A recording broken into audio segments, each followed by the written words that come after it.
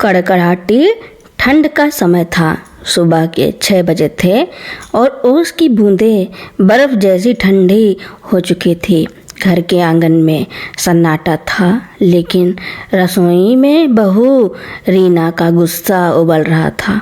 अपनी बूढ़ी सास की किसी बात पर नाराज होकर उसने आओ देखा न ताओ बाल्टी में भरा बर्फीला पानी बूढ़ी माँ पर डाल दिया। ठंड के उस झटके ने बूढ़ी माँ की सांसें अटका दी। वह कांपते हुए बस इतना ही बोल पाई, बहू इतनी नफरत। ठंड की उस मार ने बूढ़ी सास सावित्री जी की आवाज़ तक छीन ली थी।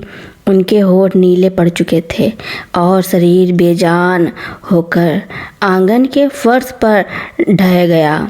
रीना का हाथ खाली बाल्टी पकड़े हुए अभी भी हवा में था, लेकिन जैसे ही उसने अपनी सास को बेसुध होते देखा, उसके अंदर का गुस्सा अचानक बर्फीले डर में बदल गया।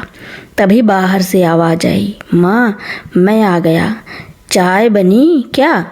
रीना का पति रमेश सुबह की शहर से वापस लौटा था। आंगन का नज़ारा देख उसके पैरों तले जमीन खिसक गई। माँ जमीन पर गीली और अधमरी पड़ी थी और पास ही रीना अपराधी की तरह खड़ी थी। रमेश ने बिना एक पल गंवाए अपनी माँ को गोद में उठाया और अंदर ले जाकर सूखे कंबलों में लपेट दिया। उसने रीना की तरफ देखा तक नहीं। उसकी चुप्पी रीना के लिए किसी तमाचे से भी ज़्यादा भारी थी। डॉक्टर को बुलाया गया। डॉक्टर ने साफ कह दिया, इतनी उम्र में ये ठंड जानलेवा हो सकती है।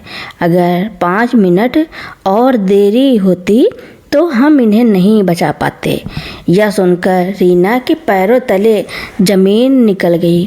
उसे अपनी आने वाली संतान और अपने खुद के बुढ़ापे का ख्याल आया।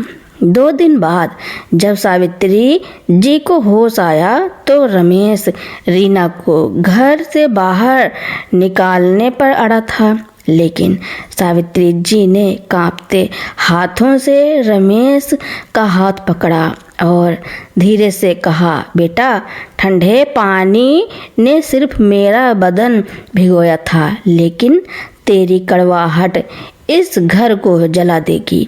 इसे माफ़ कर दे, ये अभी नासमझ है। सावित्री जी की उस ममता ने रीना के पत्थर दिल को पिघला दिया। वह उनके पैरों में गिरकर फूट फूट कर रोने लगी। उस दिन के बाद उस घर में बर्फीले पानी की जगह प्यार की गर्माहट ने ले ली। रीना ने समझ लिया था कि रिश्ते निभाने के लिए दिल का बड़ा होना ज़रूरी है, ना कि उम्र का।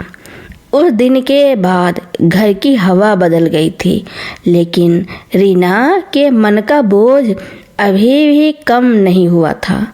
सावित्री जी बिस्तर पर लेटी हुई थी। ठंड की वजह से उनके जोड़ों में दर्द उभर आया था। रमेश ने रीना से बात करना बंद कर दिया था। वह ऑफिस से आता सीधे माँ के कमरे में जाता, उन्हें दवा खिलाता और वहीं सो जाता।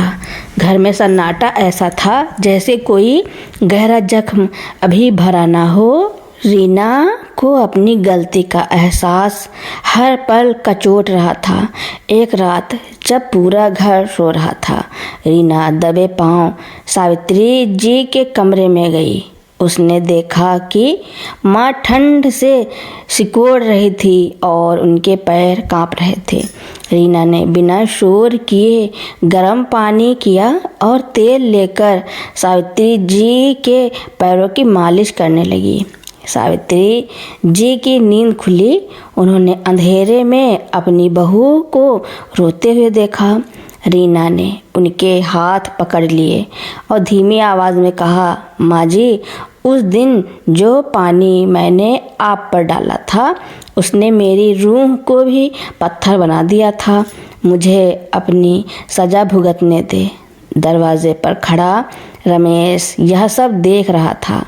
उसने देखा कि रीना दिखावा नहीं कर रही थी, बल्कि अपनी आत्मा को साफ कर रही थी। उसने आगे बढ़कर रीना के कंधे पर हाथ रखा। उस रात पिछली बार घर के तनाव की बर्फ पिघलने लगी। अगले दिन पड़ोस की कुछ औरतें सावित्री जी का हाल पूछने आईं और रीना को खरी खोटी सुनाने लगी। लेकिन सावित्री जी ने सबको चुप करा दिया और कहा, मेरी बहू ने मेरा इलाज करवाया है, ये तो बस ठंड का असर था। मेरी बहू जैसी सेवा कोई नहीं कर सकता। सावित्री जी के उस बचाव ने रीना को पूरी तरह बदल दिया।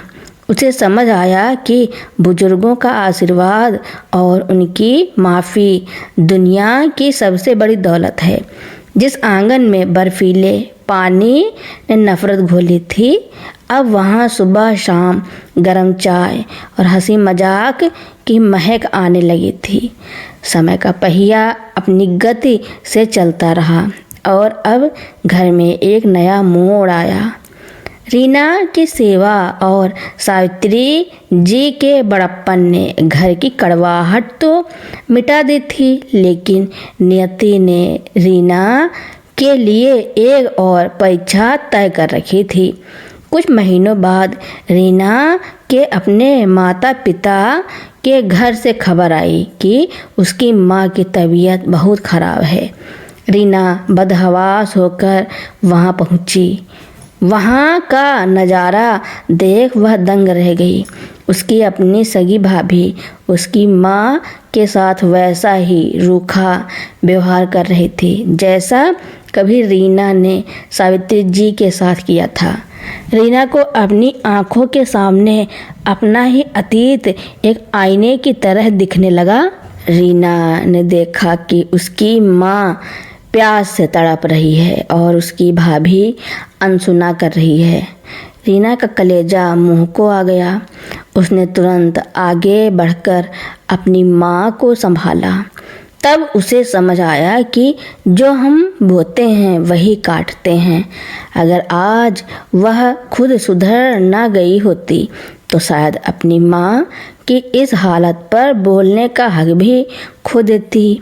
जब रमेश और सावित्री जी को पता चला तो उन्होंने रीना को वापस बुलाने के बजाय उसे अपनी माँ की सेवा करने के लिए वहीं रुकने को कहा। सावित्री जी ने फ़ोन पर रीना से कहा, बहू अपनी माँ की सेवा में कोई कमी मत रखना। माँ तो आखिर माँ होती है, चाहे अपनी हो या ससुराल की। रीना ने अपनी भाभी से झगड़ा करने के बजाय प्यार और धैर्य से उसे अपनी कहानी सुनाई। उसने वह बर्फीले पानी वाली घटना और सावित्री जी की माफ़ी का जिक्र किया। रीना की आंखों में आंसू और बातों में सच्चाई देखकर उसकी भाभी का सिर शर्म से झुक गया। 1 साल बीत गया। अब रीना के घर में और उसके मायके में भी बुजुर्गों का सम्मान सबसे ऊपर था। जिस आंगन में कभी बर्फीले पानी की बाल्टी गिरी थी, वहाँ अब तुलसी का पौधा लहलहा रहा था और हर सुबह सावित्री जी के हाथों की बनी चाय की खुशबू पूरे घर में सुकून भर देती थी। रीना अब अक्सर मुस्कुराकर कहती, रिश्ते ठंड से नहीं प्यार की गर्माहट से जिंदा रहते हैं। रीना की अपनी भाभी से हुई उस बातचीत ने न केवल उसके मायके का माहौल बदला, बल्कि रीना के व्यक्तित्व में एक गहरा ठहराव ले आया। जब वह अपने मायके से वापस सावित्री जी के पास लौटी तो वह बहू नहीं थी जो कभी गुस्से में बाल्टी उठा लेती थी, बल्कि वह एक ऐसी बेटी बन चुकी थी जो अब साये की तरह अपनी सास के साथ रहती थी। रीना ने तय किया कि वह अपने गांव और आसपास की महिलाओं के लिए एक छोटा सा सत्संग केंद्र या अपनों का कोना शुरू करेगी। यहाँ वह बुजुर्ग महिलाओं और बहुओं को बुलाती। सावित्री जी वहाँ प्रधान की तरह बैठती और अपनी कहानियों में सबको समझती कि गुस्सा एक पल का होता है लेकिन पछतावा पूरी उम्र का। रमेश जो कभी अपनी पत्नी से नजरें चुराता था अब गर्व से सबको बताता कि उसकी पत्नी ने कैसे अपनी गलती को अपनी सबसे बड़ी ताकत बना लिया है। घर में अब फिर से वही पुरानी रौनक थी जहां हर सुबह सावित्री जी के आशीर्वाद से शुरू होती। सालों बीत गए। अब सावित्री जी बहुत वृद्ध हो चुकी थी। एक ठंडी सुबह बिल्कुल वैसी ही जैसी वह काली सुबह थी। रीना ने गीजर से गर्म पानी निकाला, उसमें गुलाब की पंखुड़ियाँ डाली और बड़े प्यार से अपनी सास के पैर धोए। सावित्री जी की आंखों में आंसू थे पर यह दुख के नहीं संतोष के थे। उन्होंने रीना के सिर पर हाथ रखकर कहा, बहू उस दिन के ठंडे पानी ने शायद मेरे शरीर को छुआ था लेकिन आज तेरे इस प्यार ने मेरी रूह को तृप्त कर दिया। रीना की अपनी एक बेटी थी जिसका नाम उसने करुणा रखा था। करुणा अब बड़ी हो रही थी और वह अपनी माँ और दादी के बीच के उस गहरे और पवित्र रिश्ते को देख देख कर बड़ी हुई थी। एक दिन जब घर में सब साथ बैठे थे, करुणा ने अपनी माँ से पूछा, माँ, दादी और आप सगी माँ बेटी जैसे क्यों लगते हो? क्या आप लोगों के बीच कभी कोई लड़ाई नहीं हुई? रीना की आंखों में एक पल के लिए उस पुरानी बर्फीली सुबह की याद कौंध गई। उसने सावित्री जी की ओर देखा। सावित्री जी ने धीरे से मुस्कुराकर रीना का हाथ थाम लिया। रीना ने अपनी बेटी को छिपाने के बजाय सच बताया। उसने बताया कि कैसे एक बार गुस्से में उसने एक बहुत बड़ी गलती की थी और कैसे दादी के बड़े दिल ने उसे सुधारने का मौका दिया। उसने करुणा को सिखाया कि रिश्ता कान जैसा होता है, अगर टूट जाए तो चुभता है लेकिन अगर उसे प्यार की आँच से जोड़ा जाए तो वह और भी मजबूत हो जाता है। समय अपनी गति से चलता रहा। एक शांत दोपहर सावित्री जी ने चैन की नींद में अपनी अंतिम सांसें ली। उसके चेहरे पर वही सुकून था जो एक सफल जीवन के बाद आता है। पूरे गांव ने सावित्री जी को विदाई दी और सबने यही कहा कि रीना जैसी बहू भगवान सबको दे। सावित्री जी के जाने के बाद रीना ने उस पुरानी बाल्टी को जिससे उसने पानी डाला था घर के एक कोने में सजाकर रख दिया। वह बाल्टी अब नफरत की निशानी नहीं बल्कि उसके पुनर्जन्म की याद दिलाती थी। उसने घर के आंगन में एक बड़ा सा बोर्ड लगवाया जिस पर लिखा था, ठंड और कड़वाहट से रिश्ते जम जाते हैं, उन्हें पिघलाने के लिए बस थोड़ी सी माफ़ी और बहुत सारा सम्मान चाहिए। रीना ने न केवल अपनी गलती को सुधारा बल्कि उसने यह साबित कर दिया कि एक इंसान का चरित्र उसकी गलतियों से नहीं बल्कि इस बात से तय होता है कि वह उन गलतियों के बाद खुद को कैसे बदलता है। आज उस घर में बर्फीला पानी नहीं बल्कि प्रेम की अनवरत धारा बहती है। समय की धारा आगे बढ़ती गई और अब रीना खुद उस उम्र के पड़ाव पर पहुंच गई थी जहां कभी सावित्री जी खड़ी थी। रीना की बेटी करुणा का विवाह हो चुका था और घर में नई बहू अंजलि आ गई थी। एक सर्द सुबह बिल्कुल वैसी ही कड़कड़ाटी ठंड वाली घर के आंगन में फिर से वही सन्नाटा था। रीना को आज बुखार था और वह अपने कमरे में कांप रही थी। अंजलि रसोई में काम कर रही थी। अचानक अंजलि के हाथ से गर्म पानी का पतीला छूट गया और फर्श पर फैल गया। रीना ने कमरे से यह आवाज़ सुनी। उसके मन में एक पल के लिए पुराना डर लौट आया। क्या इतिहास खुद को दोहराएगा? अंजलि घबराई हुई रीना के कमरे में दौड़ी आई। उसने देखा कि रीना को तेज ठंड लग रही है। उसने तुरंत गर्म पानी की बोतल तैयार की, रीना के पैरों को कंबल से ढका और अदरक वाली गर्मा गर्म चाय लेकर आई। अंजलि ने बड़े प्यार से रीना का माथा सहलाया और कहा, माँ जी आप चिंता मत कीजिए, मैं हूँ ना। रीना की आंखों में आंसू आ गए। उसने अंजलि का हाथ पकड़ लिया और उसे वह पुरानी बाल्टी दिखाई जो कोने में रखी थी। उसने अपनी बहू को अपनी उस पुरानी गलती की पूरी कहानी सुनाई।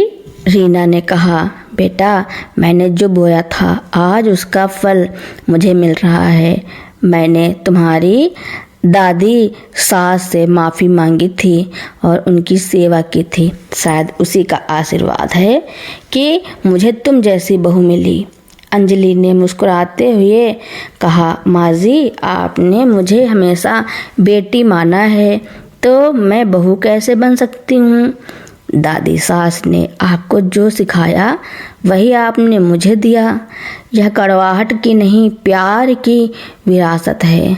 उस दिन उस घर की बर्फीली सुबह हमेशा के लिए एक सुनहरी याद में बदल गई। रीना को समझ आ गया कि क्षमा और सेवा कभी खाली नहीं जाती। जो पानी कभी रिश्तों को तोड़ने के लिए इस्तेमाल हुआ था आज उसी घर में प्रेम के रूप में बरस रहा था। पीढ़ियाँ बदल गई, चेहरे बदल गए, लेकिन सावित्री जी द्वारा बोया गया बड़प्पन का बीज अब एक विशाल और छायादार वृक्ष बन चुका था, जिसकी छांव में पूरा परिवार सुरक्षित और सुखी था। वर्षों बीत गए और अब वह घर एक तीर्थ की तरह बन चुका था, जहाँ रिश्तों की कड़वाहट को प्रेम में बदलने की कहानियाँ सुनाई जाती थी। रीना अब काफ़ी वृद्ध हो चुकी थी और बिस्तर से उठना उसके लिए कठिन हो गया था। एक दिन फिर वही कड़ाके की ठंड पड़ी। बाहर बर्फीली हवाएं चल रही थी। रीना को अचानक अपनी सास सावित्री जी की याद आई और वह अनजाने में ही कांपने लगी। उसे वह पुरानी बाल्टी और वह बर्फीला पानी याद आ गया। उसकी आंखों से आंसू बहने लगे, पछतावे के नहीं बल्कि उस करुणा के लिए जो सावित्री जी ने दिखाई थी। तभी कमरे का दरवाज़ा खुला। रीना की पोती छोटी सी नव्या हाथ में एक छोटा सा गरम तौलिया और गुनगुना पानी लेकर अंदर आई। उसने रीना के पास बैठकर बड़े प्यार से उनके ठंडे हाथों को सेकना शुरू किया। नव्या ने अपनी मासूम आवाज़ में कहा, दादी माँ, मम्मी कह रही थी कि आपको ठंड से डर लगता है, इसलिए मैं आपके लिए ढेर सारी गर्माहट लाई हूँ। रीना ने महसूस किया कि अब उस पुरानी बाल्टी को याद रखने की ज़रूरत नहीं है जो कभी नफ़रत का प्रतीक थी। उसने अपनी बहू अंजलि को बुलाया और कहा, बेटा वह पुरानी बाल्टी आज घर से हटा दो। अब इस घर में नफ़रत की कोई जगह नहीं बची है।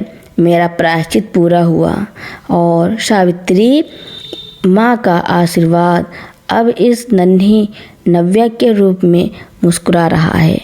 उस रात रीना बहुत सुकून से सोई। उसे सपने में सावित्री जी दिखी, जो एक सफ़ेद चमकते आंगन में खड़ी थी और रीना की ओर हाथ बढ़ाकर मुस्कुरा रही थी। रीना ने मुस्कुराते हुए उनकी ओर कदम बढ़ाए। अगली सुबह जब घर वाले रीना को जगाने गए तो उनके चेहरे पर एक ऐसी शांति थी जिसे देखकर कोई रो नहीं सका। रीना का शरीर शांत हो चुका था, लेकिन उनके हाथ नव्या के सिर पर रखे थे, जैसे जाते जाते भी वह अपना आशीर्वाद छोड़ गई हो। गांव के लोग आज भी उस घर की मिसाल देते हैं। उस घर की दीवारें चीख चीख कर कहती हैं कि इंसान अपनी गलती से नहीं बल्कि अपनी माफ़ी और बदलाव से अमर होता है। एक बाल्टी बर्फीला पानी एक पल के लिए शरीर को जमा सकता है, लेकिन एक बूंद सच्चा प्यार पूरी नस्लों की आत्मा को गरमा सकता है।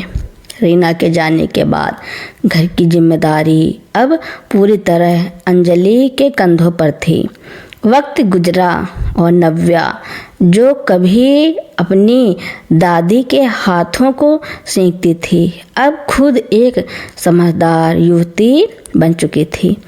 एक दिन घर की सफाई के दौरान नव्या को स्टोर रूम के उस अंधेरे कोने में वह पुरानी जंग लगी लोहे की बाल्टी मिली। नव्या उसे बाहर आंगन में ले आई। अंजलि ने जब वह बाल्टी देखी तो उसकी आंखों में पुरानी यादें तैर गई। नव्या ने अपनी माँ से पूछा, माँ, दादी ने इस पुरानी बाल्टी को फेंकने के बजाय सहेज कर क्यों रखा था? इसमें तो अब छेद हो चुके हैं।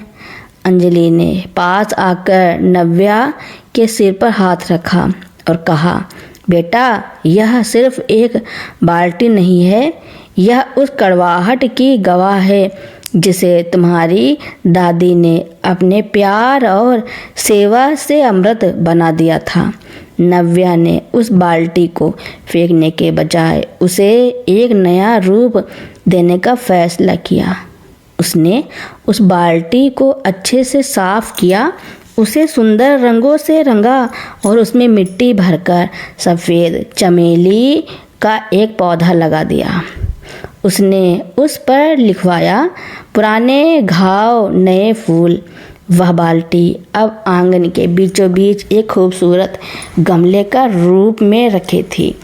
जो भी घर आता उस चमेली की खुशबू से महक उठता। नव्या ने पास के स्कूल में बच्चों को बताना शुरू किया कि कैसे हम अपने अंदर के गुस्से और कड़वाहट को सुंदर यादों में बदल सकते हैं। नव्या की शादी का दिन आया। जब वह विदा हो रही थी तो अंजलि ने उसे कोई सोने चांदी के गहने देने के बजाय वही चमेली का पौधा उपहार में दिया। अंजलि ने कहा, बेटा, जिस घर में तुम जा रही हो वहाँ कभी कभी हालात बर्फीले पानी जैसे ठंडे भी होंगे। तब इस पौधे को देखना और याद रखना कि प्यार की गर्माहट हर बर्फ को पिघला सकती है। नव्या ने अपनी माँ के पैर छुए और उस संस्कार की विरासत को अपने साथ ले गई। वह घर जो कभी एक खौफनाक सुबह का गवाह बना था, अब पीढ़ियों के लिए क्षमा और प्रेम का विश्वविद्यालय बन गया था। नव्या अपने ससुराल पहुंची तो उसके साथ केवल उसका सामान नहीं बल्कि वह चमेली का पौधा भी था जो उस पुरानी लोहे की बाल्टी में लगा था। उसके ससुराल का माहौल थोड़ा सख्त था। उसकी सास सुमित्रा जी अनुशासन और परंपराओं को लेकर बहुत कड़क थी। शादी के कुछ ही हफ्तों बाद एक दिन घर में बड़ी पूजा थी। काम के बोझ और थकान की वजह से नव्या से एक कांच का कीमती दान पात्र टूट गया, जो सुमित्रा जी को उनके मायके से मिला था। सुमित्रा जी का पारा चढ़ गया। उन्होंने सबके सामने नव्या को कड़े शब्द कहे, तुम्हें चीज़ों की कदर नहीं है, तुम हमारे घर की रीत क्या समझोगी। नव्या को एक पल के लिए अपनी दादी की वह कहानी याद आई।